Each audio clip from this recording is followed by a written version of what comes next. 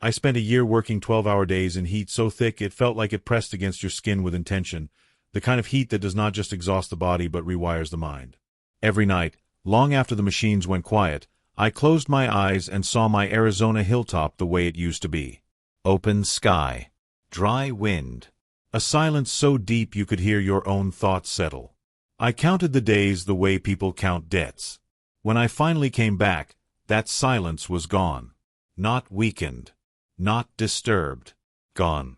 Buried under walls that had never asked permission to rise. They believed distance had erased me. They believed time had rewritten ownership. They were wrong about both. There are places in the world where comfort does not exist, only endurance. You learn things working in heat that never apologizes. It strips away titles, excuses, and the stories people hide behind. It does not care what you drive, what you earn, or what you pretend to be back home. It only asks whether you can stand up again tomorrow. 12 hours sometimes turned into 14. And when you live long enough in that kind of pressure, you stop being afraid of ordinary things. Noise loses its power. Authority becomes a sound without meaning. You stop wanting more. You start wanting less. For me, that less had a location. 6 acres of high desert just outside Cotton Hollow, Arizona. My land. My boundary. My answer to a world that kept trying to shrink me. That place had a silence that felt alive. Not empty. Alive. A slow hum under everything, like the earth itself was breathing. I built my porch to face the canyon so the evening light would fall straight through mesquite and settle soft across the ridge. Every sunset felt earned out there. When I signed that deed 15 years ago, I made a promise that felt simple and absolute. No organizations. No neighbors pressed against my walls. No rules written by people who had never touched my soil. Just sky, dust, wind, and distance. When my contract overseas started counting down, I felt like a man waiting on release. Every sunrise brought me one day closer to that hill.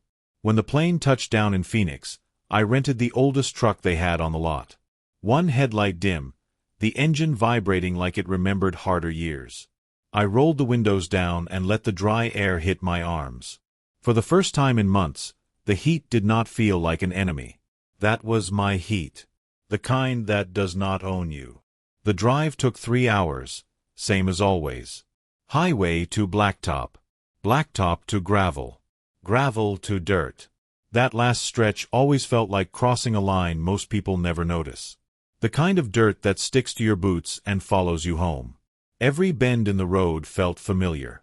Every fence post still standing felt like an old witness waiting where I left it. Before I ever left, I did everything the right way. Field notices. Paid fees. Locked the well. Cut the power. Hired eyes to keep watch when mine could not be there. I even taped a sign to the inside of the window. Temporary absence. Not abandonment. I had seen too many people lose everything because they trusted systems to care more than they actually did. I was not one of them. So when the last rise of the hill came into view, my chest tightened the way it always had. Half pride. Half relief. The land looked the same from a distance. Bleached gold. Silent. Waiting. For one breath, I believed nothing had changed. Then I saw the line that did not belong. Wood where there had never been wood before. Straight. Tall. New. A fence running across my land as if it had always earned the right to be there. And behind it, rooftops. 3 of them. Stucco walls are clean and bright. Tile roofs catching sunlight like mirrors. I slowed the truck until it rolled to a stop on its own. The engine idled while my mind searched for a reason that would make sense of what it was seeing. Beyond that fence stood my house. Still there. Still mine. But now it looked small. Isolated. Like a memory that had been left behind on purpose. When I stepped out of the truck, the wind carried sounds that had never belonged to that hill before. Voices. Laughter. The steady mechanical breath of air conditioners. I saw people sitting on porches that stood on my land. Drinks in their hands. Shoes kicked off. Living inside a space they had never earned. Then I saw the sign on the gate. Polished wood. Clean letters. A street name that had never existed before. Private access. Members only. For a moment, I forgot to breathe. Then my boots moved on their own, sinking into the same dirt that had always known my weight. The shock burned off quickly.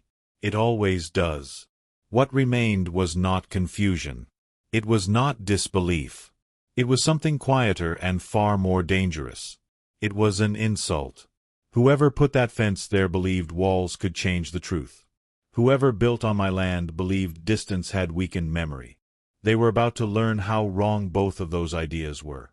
Because whatever waited past that gate, whatever story they thought they were living inside, it had just crossed into mine. And the ground beneath their feet still remembered my name. I did not go back to the land that first night. I drove past it instead, slow and steady, letting the desert air scrape across my skin like proof that the day had actually happened.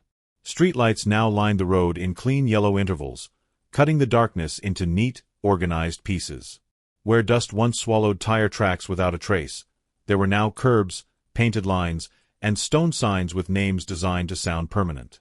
Names meant to suggest stability, order, belonging. All of it standing on soil that remembered none of those things. The houses looked different in the dark. Less bold. Less certain. Warm light spilled through carefully framed windows. Televisions flickered behind curtains. Families moved inside like silhouettes in a staged performance of comfort. Laughter drifted through glass walls and patio doors as if that sound had always lived there. It had not. That laughter was brand new. The land was not.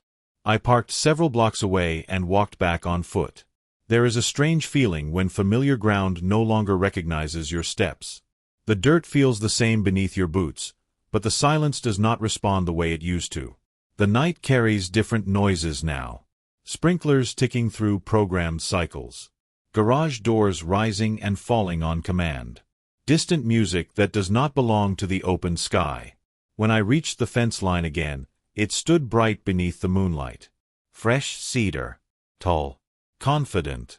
The gate was locked this time. A heavier lock than before. Thicker metal. A quiet declaration that the territory had been claimed more than once.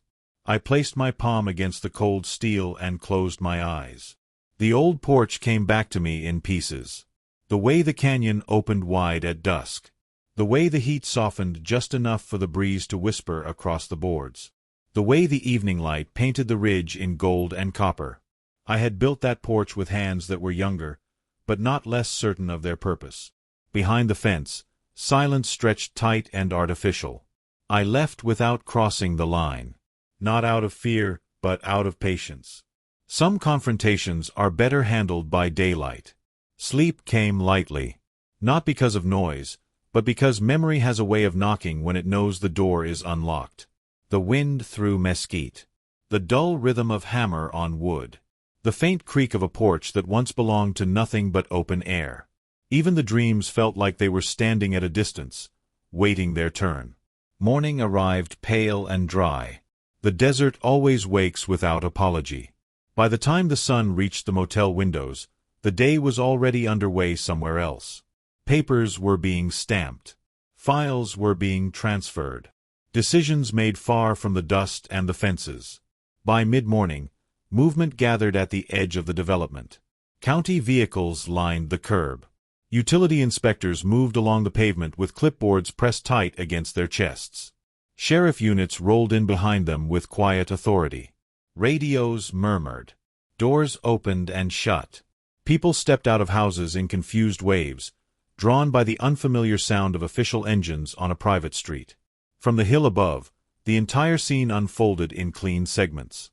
The signs were placed one by one, bright against neutral-colored doors. Words printed in rigid blocks that allowed no room for interpretation. The responses followed in predictable sequence. First disbelief. Then anger. Then fear disguised as outrage. Some gathered belongings in hurried trips to their garages. Others stood frozen on their porches as if rooted by denial. I did not feel the satisfaction people expect from moments like that. There was no surge of victory. No rush of triumph. Only a sense of gravity returning to its proper direction. Things leaning back toward where they belonged. The land does not celebrate when it is returned. It only exhales. By late afternoon, the street that had been alive with confusion grew quiet again. Tape fluttered across driveways in thin warning lines. Doors closed. Cars rolled away with trunks loaded unevenly. The illusion of permanence dissolved faster than it had been assembled. That evening, I walked through the gate once more. This time, nothing stopped me. The houses stood still, stripped of voices and motion. Blinds drawn. Patios empty.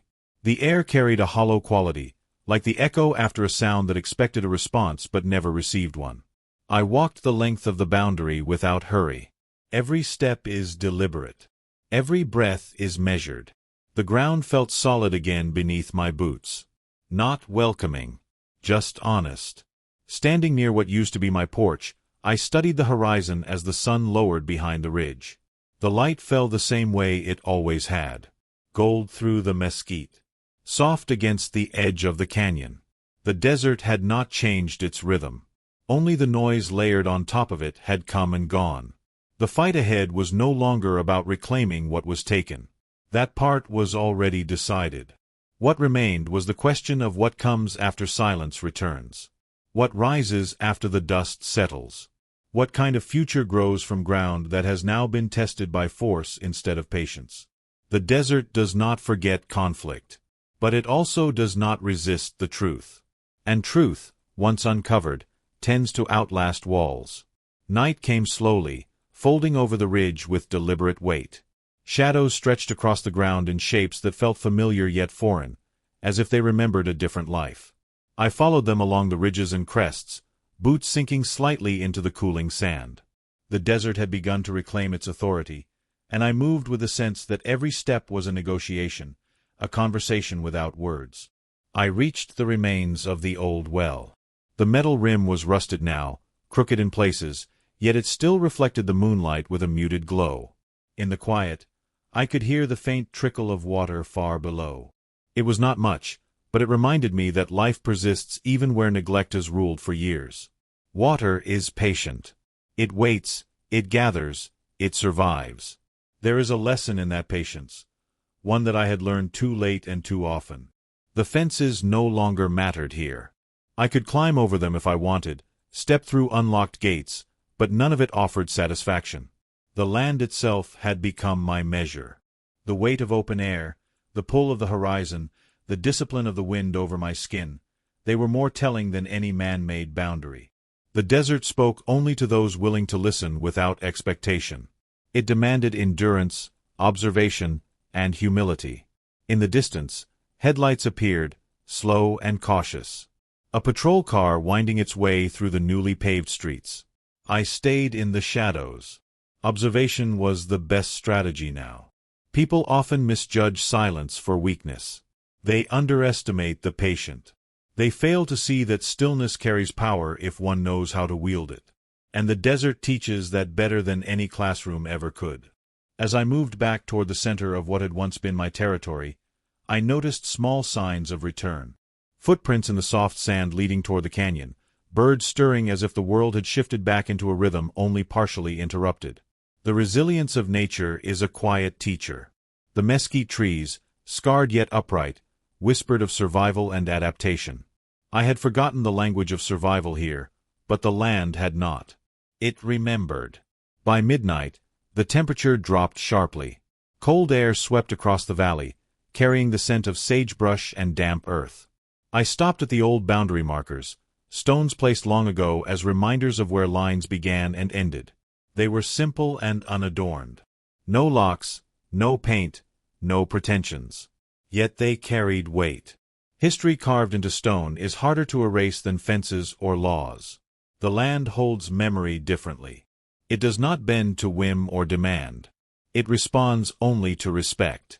I sat there for hours, letting the darkness absorb me. The universe seemed vast and indifferent, yet intimate in its attention to every shift of wind and whisper of leaf. Stars mirrored the scattered sand, innumerable and patient. I considered what had been done, what had been taken, and what could not be replaced. Regret was irrelevant here. Loss was merely a lesson disguised as discomfort. And in discomfort, I found clarity. The first light of dawn came pale and tentative. It spilled over the horizon like water over stone, painting the canyon in shades of copper, rose, and amber. The moment was still. Suspended. The land did not hurry. The desert never does. I realized then that ownership is never absolute. Control is temporary. Only understanding, awareness, and endurance leave traces long enough to matter. The people who had built fences, laid roads, and proclaimed dominion were transient. The desert was permanent. I had only to align myself with that permanence. I walked slowly, deliberately, through the canyon floor. Small creatures stirred at my approach. A lizard darted into shade, a rabbit froze and then bounded away, a hawk circled overhead. Their presence was testimony to continuity. Life endures, even under pressure, even when boundaries are imposed. And the land accommodates all, patiently, relentlessly, without complaint. It is indifferent yet honest in its reflection of effort and respect. By mid-morning, I had circled back to the heart of the land. Here, the air was warm again, carrying the scent of sun-baked stone and distant juniper. The earth hummed quietly beneath my boots. No fences, no patrols, no transient voices disturbed this space. I could feel the rhythm of the place returning to its own measure.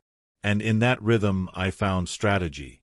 The kind that does not rely on force but on observation, on understanding, on timing, on waiting for the inevitable momentum of truth to assert itself.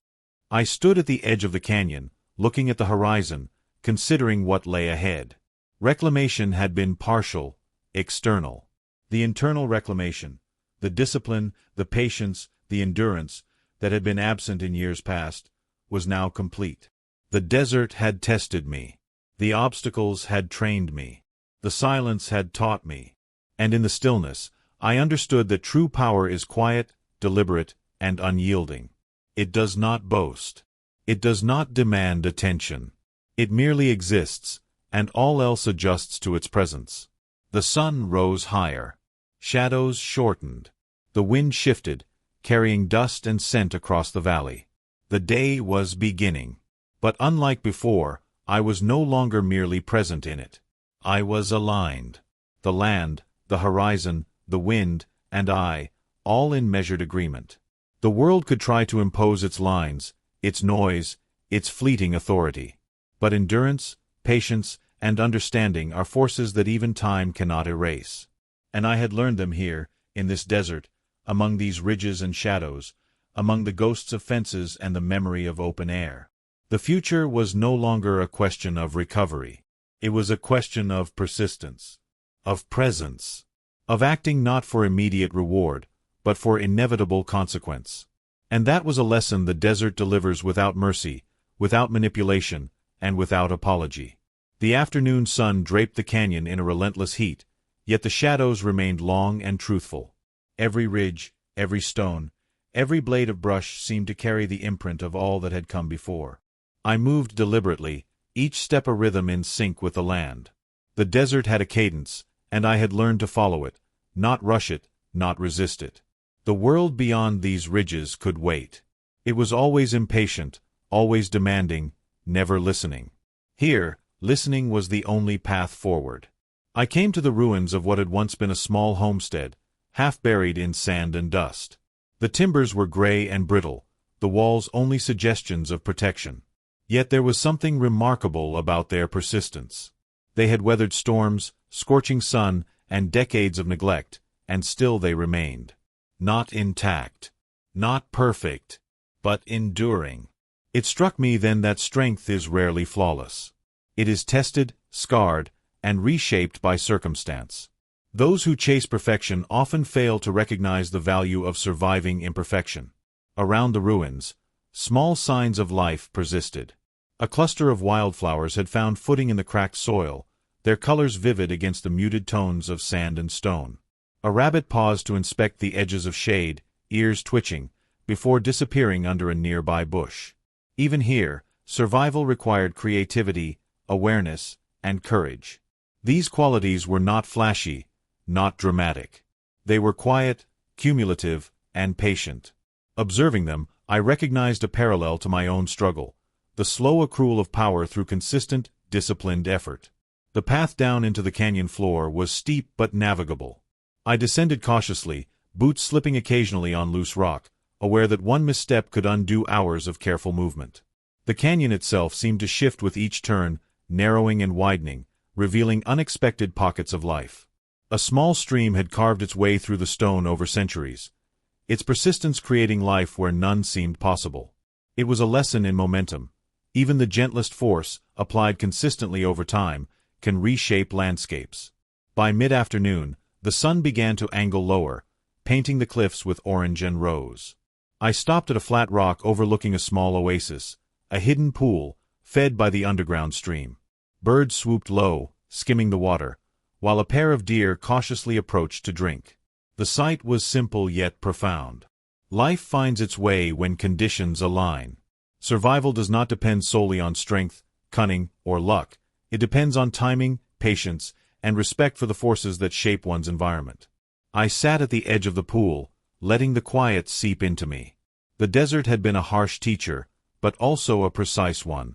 It had stripped away illusions, exposing weaknesses I had ignored, and rewarding attention, endurance, and observation. Here, there was no pretense. Nature did not flatter. It did not excuse. It mirrored actions, intentions, and mistakes. Every ripple of water, every shadow, every bird's flight carried a reflection of truth. And truth, I realized, is more valuable than any temporary victory over another person, any transient claim of control. Night approached again, the sky deepening into an array of violet and indigo. Stars appeared with deliberate patience, each one a distant marker in an immense, indifferent universe.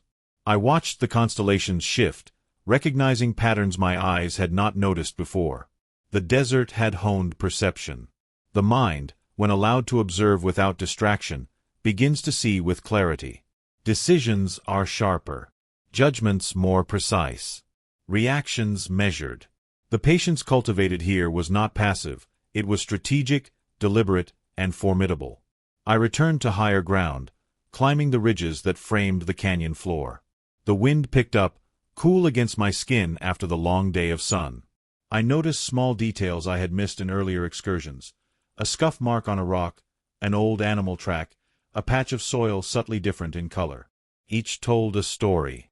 Each was evidence of movement, presence, and persistence. Attention to these details is the difference between survival and oversight, between power and vulnerability. In the desert, as in life, the smallest observation can determine the outcome of immense struggles.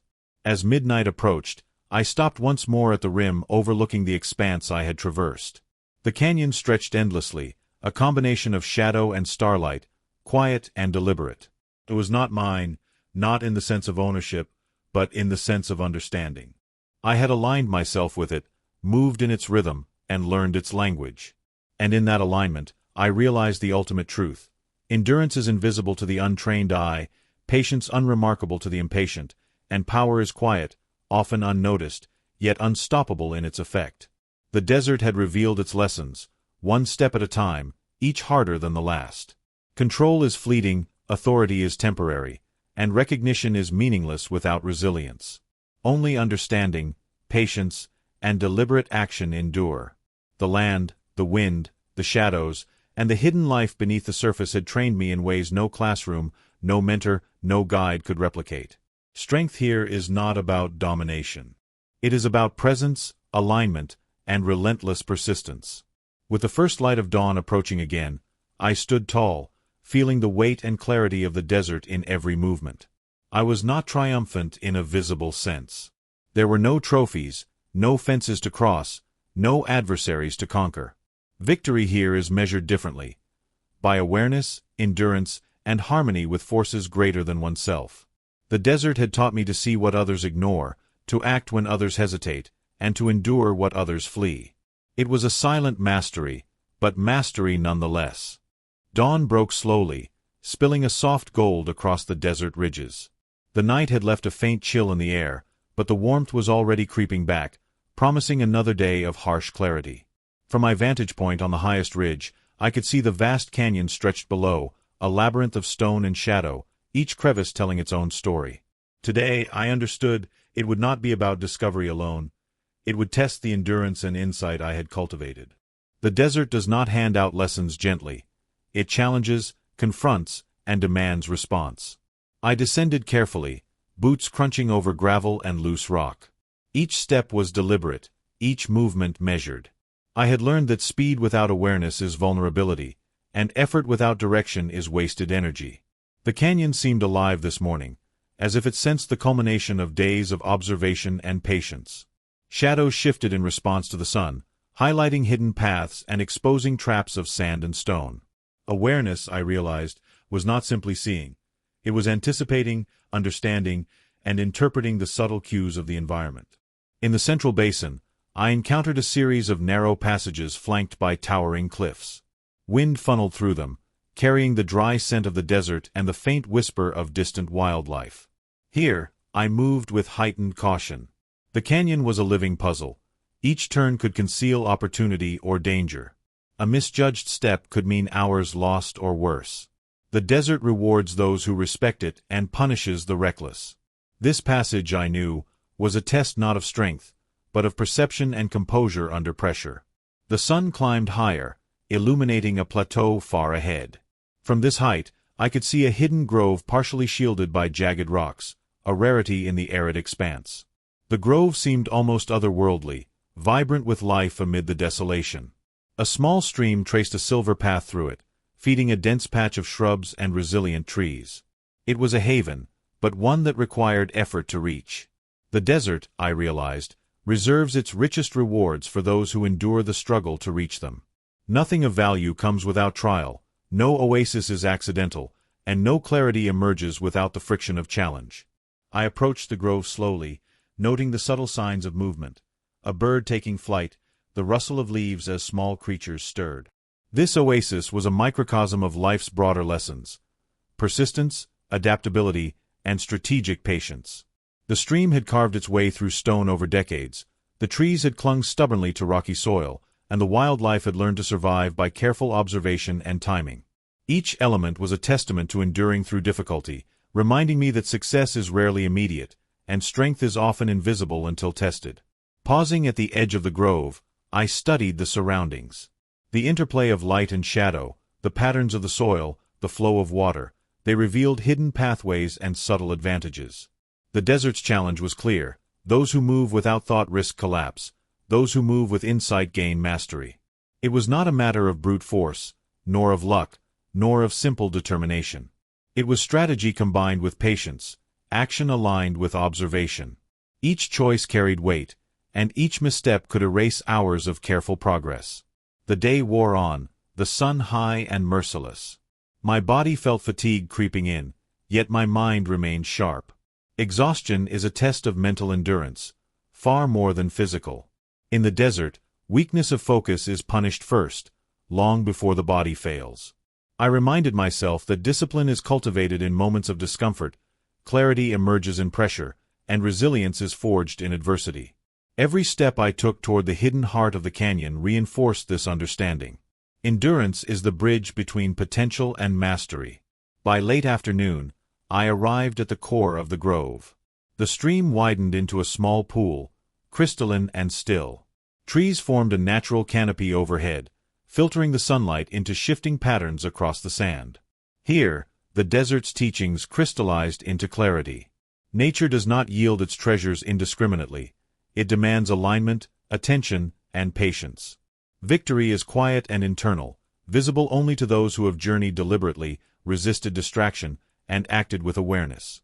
This hidden oasis was not a prize in itself, but a reflection of the effort and insight required to reach it. I sat on a smooth stone beside the water, observing the life around me.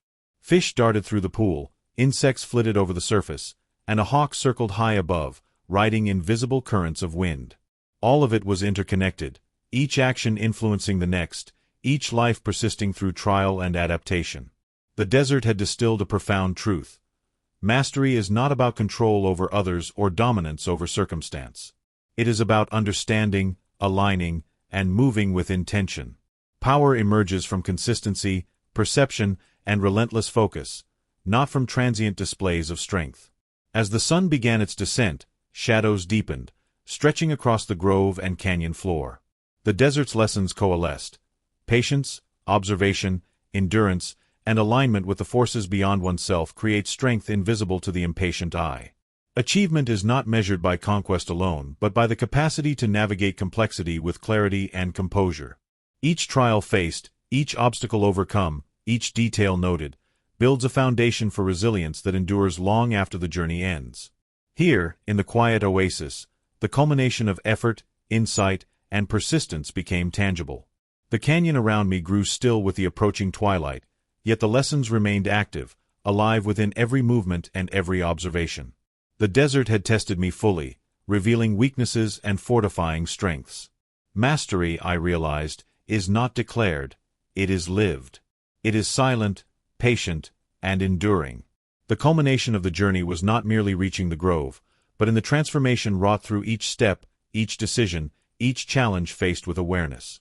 Strength is not visible until it is applied, and wisdom is not earned until it is demonstrated. Twilight descended gently, painting the canyon in hues of deep amber and muted violet. Shadows stretched across the rugged terrain, merging the jagged cliffs with the soft contours of the desert floor. The grove, now bathed in the serene light of dusk, seemed to breathe with a quiet, unspoken wisdom. Every leaf, every ripple in the water, every rustle of wildlife carried the silent testimony of persistence and adaptation. In that stillness, I understood that the journey through the desert, the climb, the careful navigation, and the observation had all been preparation for this final understanding. Mastery is earned through alignment with forces beyond oneself and the endurance to persist through trials unseen by the casual observer. The path back would be no less challenging than the approach. The desert is not merely a place of lessons but a mirror, reflecting internal resilience against external adversity. The cliffs, once welcoming markers guiding me toward the grove, now stood as tests of resolve on the return. Each step demanded vigilance. Every shadow could conceal a misstep or a hidden opportunity. Fatigue had settled into muscles and bones, yet the mind, sharpened by the day's discipline, navigated with clarity. Strength, I realized, is not simply the capacity to endure hardship but the wisdom to move through it with measured precision. As I ascended a particularly steep ridge, the wind picked up, carrying grains of sand that stung and threatened to unbalance my footing. The environment was unforgiving, indifferent to intention or effort. Yet every step forward reinforced an essential truth. Control is partial, discipline is everything. The desert had shown me that success is the product of focused effort combined with acute awareness. It was not brute force that allowed progress, nor luck that provided safe passage. Rather, it was the ability to remain composed under pressure, to adjust in real time, and to observe the smallest details that determine survival and triumph. The last rays of the sun kissed the horizon as I reached the canyon's edge. The vast expanse of the desert stretched endlessly, and in its openness, a profound clarity emerged. Life itself mirrored this environment. Opportunities hidden, dangers subtle, and rewards reserved for those who endure and adapt. Patience had become a natural rhythm, observation a trained instinct, and resilience an inseparable companion. Every challenge encountered in the canyon, every moment of uncertainty or tension, had been an exercise in building mental fortitude, the unseen scaffolding of strength that shapes true mastery. Sitting briefly on a flat boulder, I reflected on the lessons that the desert had etched into the mind and body. Clarity emerges not from comfort but from discomfort. Insight is born not from passivity but from active engagement with complexity. Strength is not measured by appearances but by consistency under pressure and the capacity to adapt to circumstances beyond control. The desert, relentless in its demands, had distilled these truths into an unshakable understanding. Enduring value comes from alignment with reality, not resistance to it, and the mastery of life's challenges is a product of sustained focus, observation, and strategic action. As darkness enveloped the canyon, stars began to punctuate the sky, twinkling reminders of the vastness and continuity of the universe. In their light, every hardship, every careful step, every trial faced seemed simultaneously small and immense. Perspective had been gained, not as a fleeting thought, but as a lived experience, internalized and inseparable from the self. True mastery is thus not an achievement to be displayed but a transformation to be embodied. The desert had taught this through experience, not through instruction. Its lessons were imprinted in the sinews of movement, the sharpness of perception, and the unyielding rhythm of persistence. The journey back down into the lower canyon was deliberate and steady.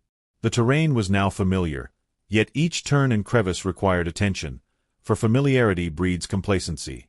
The desert's ultimate teaching is that vigilance must accompany knowledge. Strength without humility is perilous. The rhythm of the descent mirrored life itself, methodical, disciplined, aware of hidden pitfalls, and respectful of forces beyond one's control. Every challenge navigated reinforced the growing mastery of self, the culmination of lessons absorbed over hours of observation, endurance, and thoughtful action. By the time I reached the canyon floor, night had fully claimed the landscape. The grove, once a hidden treasure, now lay behind me, its lessons ingrained but no longer directly visible. Mastery, I realized, is not about possession or conquest but about integration, the internalization of insight and resilience into the rhythm of life. The desert, silent and eternal, had acted as both teacher and mirror, revealing strengths and weaknesses alike, and guiding toward a deeper understanding of endurance, perception, and strategic action. The journey had transformed not only the body and mind, but also the approach to challenges yet unseen. As I walked the final stretch toward the open plains, a sense of completion settled, not as triumph over the desert but as harmony with it. Each lesson, each trial, each observation now existed as an integrated part of the self, ready to be applied in all arenas of life.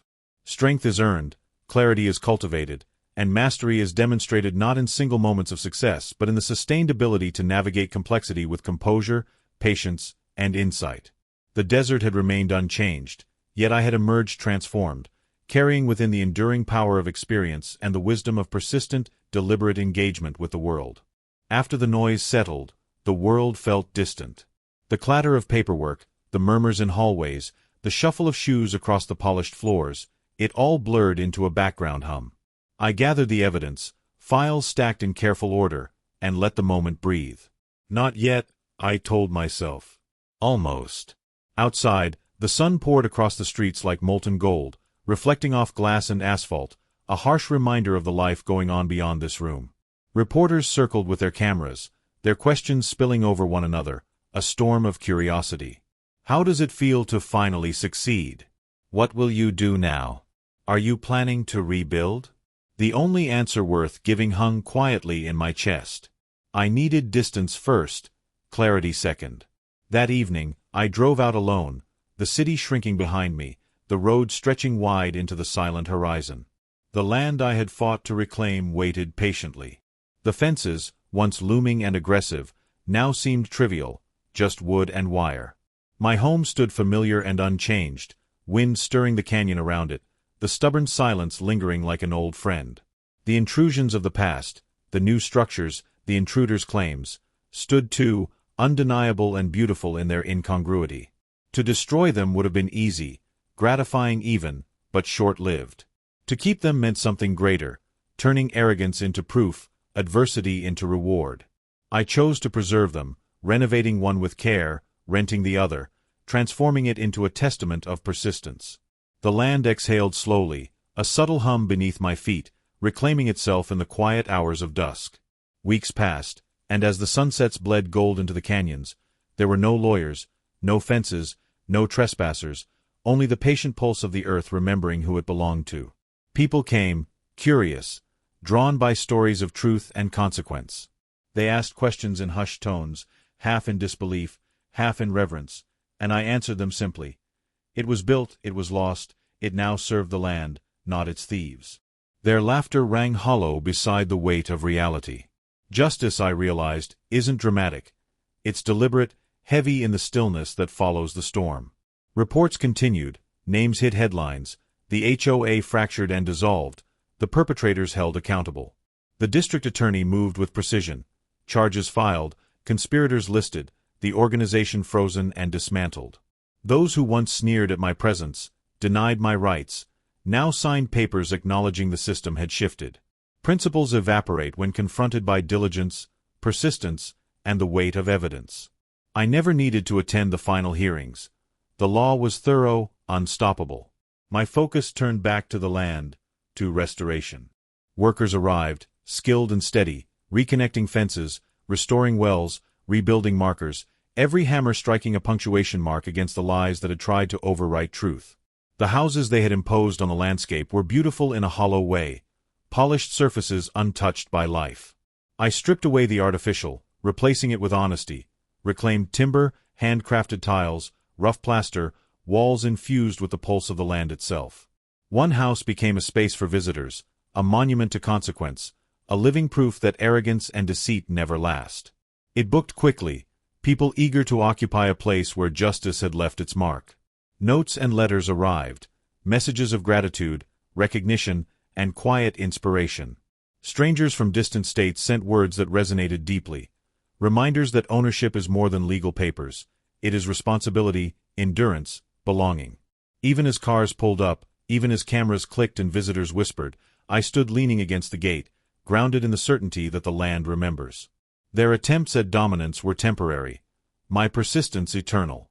The heat of the day softened, shadows stretching across reclaimed paths, the cicadas starting their evening chorus, the wind carrying the scent of sage and warm stone. Forgiveness was not in question. What happened was more than a mistake. Letting go was not surrender, it was strategy. Fire, I learned, can consume the irrelevant and leave the essential unscathed. The quiet taught patience, the light revealed perspective. Every element of this reclaimed space whispered its own lesson in resilience, justice, and silent strength. It is here, in these moments of stillness, that truth resonates most. Paperwork fades, news cycles rush onward, and the hands that once tried to rewrite ownership fade into memory. Yet the earth, steadfast and knowing, keeps its record. Those who visit see the beauty, the history, and the consequence, but the true weight is felt only in the stillness. The wind moving through grass, the shadow of a tree across sun-baked soil, the echo of perseverance in a space that refused to bend. Ownership, legacy, and justice are not always loud. Sometimes they speak in the quiet. The restoration, the renovation, the care invested into these spaces became a ritual, each day marking a step away from intrusion and toward sovereignty.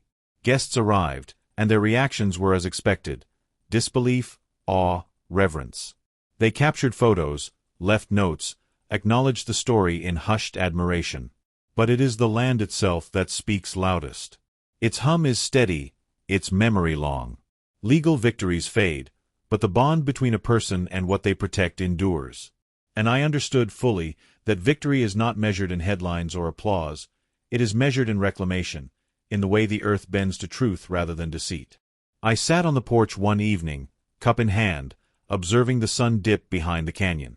The restored houses caught the last light, transformed from instruments of arrogance into symbols of persistence. Silence fell, not empty, but full with lessons learned, battles fought, and victories quietly won. The wind carried a rhythm older than humans, reminding me of the cost and reward of patience. Every tree, every fence post, every creak of floorboards bore witness to a principle simple yet profound: defend what is yours with diligence, strategy, and the unwavering knowledge of its worth. The night deepened, the air cooled, and still, the cicadas hummed, the breeze weaving through reclaimed spaces. I reflected on all the moments that had led here, the frustration, the meticulous work, the inevitable confrontation with deceit, and understood a deeper truth. Freedom, belonging, and integrity are habits, cultivated, preserved, and fiercely defended. Every corner of the land resonated with a quiet affirmation that nothing could replace the patient persistence of a rightful owner. And as darkness fell, the echo of that lesson lingered, steady and unwavering, ready to guide the next chapter of life. Dawn arrived quietly, soft light spilling over the horizon, painting the canyon in muted golds and pinks. The air was still, carrying the faint scent of earth and sage, the hum of cicadas beneath the rising sun. The houses stood patiently, no longer intrusions, but monuments to persistence and resilience. I walked through the property slowly, each step deliberate, feeling the pulse of the land beneath my feet. The fences I had restored, the gates I had set, the paths I had cleared, all bore witness to the same truth. No force, however polite or legal in appearance, could overwrite the reality that belongs to the steadfast. In this space, the quiet had weight, the silence had authority. Visitors continued to arrive, drawn by stories that had traveled far beyond this ridge. Some came with curiosity, others with admiration, a few with disbelief. They walked through the renovated houses, ran their hands across the reclaimed surfaces, and breathed in the quiet power of a place reclaimed. Notes and letters arrived regularly. Small acknowledgments, expressions of respect, gratitude for showing that persistence mattered. People from cities and towns I had never visited wrote to share their own struggles and victories, inspired by the simple principle that truth, when documented, preserved, and defended, cannot be extinguished. The land had taught me that authority is temporary, but stewardship is enduring. As weeks became months, the rhythm of life settled into the canyon. Mornings brought clarity, afternoons a gentle warmth, and evenings a golden calm. I spent time restoring not just the physical structures, but the history and memory of the place. Old photographs were framed, corners swept of dust, gardens replanted. Every nail, every tile, every beam carried intention, echoing with the proof that vigilance and care create permanence where neglect once invited intrusion. The very earth seemed to breathe with satisfaction, as if it had been waiting all along for recognition of what truly belonged. The lessons of this journey extended far beyond land and structures. I saw clearly how easily authority can be misused, how easily words and documents can be wielded as weapons. But I also saw how relentless documentation, careful action, and unwavering persistence could dismantle even the most confident facades. Those who had attempted to claim what was not theirs, who had plotted and conspired with smiles and signatures, learned the truth in silence. It was quieter than any courtroom, slower than any headline, but far more powerful. The land remembered, and through its memory, so did I. With the houses renovated and ready, I continued the practice of renting one as a short-term space. People came, some hoping for a unique experience, others for a lesson in consequence. They photographed, wrote notes, and left quietly, carrying the story elsewhere. The property became a living testament, a place where arrogance met patience and diligence. It was not about vengeance. It was about transformation, about turning what was meant to be a symbol of intrusion into a marker of endurance. Each booking reinforced the understanding that justice need not always be loud or violent. It can be structural, deliberate, and enduring. Evenings became my moments of reflection, the air carrying scents of sage and sun-baked stone, the hum of cicadas punctuating the long shadows. I often sat on the porch, cup in hand, letting the quiet carry its lessons. The restored homes caught the fading light, the fence lines sharpened by restoration, the paths cleared of debris. The wind whispered through the canyon with a rhythm older than any law, reminding me that belonging is deeper than any claim, stronger than any signature, and enduring beyond the immediacy of human action. This land spoke its truth quietly, without ceremony, without need for validation, and that voice was unshakable. The intruder's efforts had failed not because of confrontation, but because persistence, strategy, and careful attention had met arrogance. Every document filed, every boundary marked, every renovation completed was a testament to the quiet power of diligence. I realized that patience was more effective than anger, that deliberate action outweighed impulse, and that the slow, steady reclaiming of what is yours carries a weight that no noise can ever replicate. In this, the land itself became a teacher, showing that endurance and care are the true forms of victory. Months passed, and the landscape settled into rhythm. The desert, the houses, the restored paths, and the quiet hum of the wind reminded me daily of what mattered: vigilance, integrity, and respect for what belongs to you. People still came, still asked questions, still marveled. Some asked if I had forgiven them. I told them forgiveness was not the point. This was not a mistake. It was a lesson, a reality that required persistence, strategy, and action. Letting go, I realized, is not surrender. It is wisdom. It allows the essential to flourish while the irrelevant fades away, leaving only truth standing. At night, as darkness fell over the ridge, the properties stood in quiet alignment, symbols of consequence and care. The hum of the land carried reassurance and clarity. The new structures, once symbols of arrogance, had become beacons of transformation. My own home, steady and unyielding, reflected the persistence required to maintain integrity and belonging. Every creak, every gust of wind, every shadow cast by the canyon reminded me of the enduring lesson. What is yours, defended with intelligence and diligence, cannot be taken by force of words or fleeting authority. In the final reflection, I understood the profound simplicity of it all. Ownership, freedom, and integrity are cultivated, defended, and sustained through deliberate, consistent action. The land, the restored homes, the paths and fences, all told the story better than any newspaper could. The silence, the slow hum of cicadas, the rustling of dry grass, all spoke with clarity. Persistence prevails, truth endures, and belonging is never counterfeit. And as the night deepened, I closed my eyes, letting the wind carry the lessons of years, the victories of patience, and the quiet affirmation of everything worth defending.